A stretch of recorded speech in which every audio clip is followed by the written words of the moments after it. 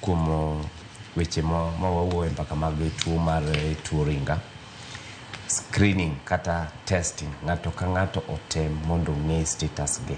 Mana kaka ineno kidhi osuptal kata kudwa dak, giwacho weche mag HIV, sickle cell, bende obede list mari ni adwa nodhi otim na ng'e status mara.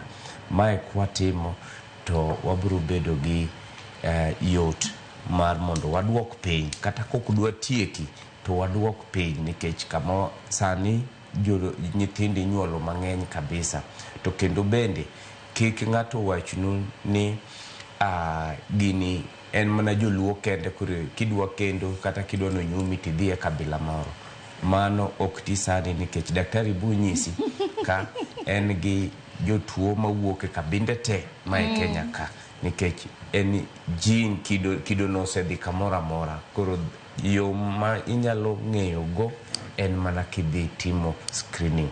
Support group owacho kuonde wan e Baraka kama wadhiye e clinic nitiere support group. To kamoro ka kamoro, for example, jo Bondo sani nonyisa ni gisechako support group, jo Siaya. To wa encourage ji ni e clinics modhiego chak uru support group. Seche musechako support group go, tibro winju kendo ibro konyu e yo mayot. Koro an mago emanyalo medo. To kod yath adherence, kiki ikaw yath ma daktari omiyi tichaki medo gi nyaluo ma dadu omiyi dala, idwa miyo nyathi achiel, mae ihinyo nyathini.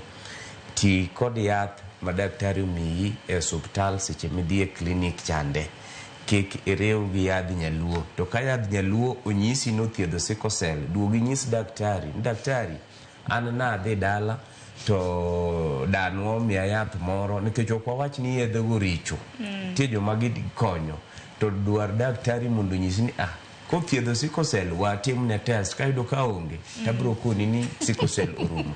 Kata jolemo be kidhi e kanisa to nyisi no Nyasaye otimo hono, Nyasaye otimo hono, koro ionge gi sickle cell, duog ir daktari, nyis daktari daktari timna test. Daktari koyudo ka sickle cell orumo, obo nyisi mna ni nitie jok maseneno ka daktari konegi notim ang'o, koro we yath, nikech ang'o, ne samoro timne test nobedo misdiagnosed, kara ng'ani ne na karia to onge gang'o gi sickle cell. Koro magi gik mawuoye.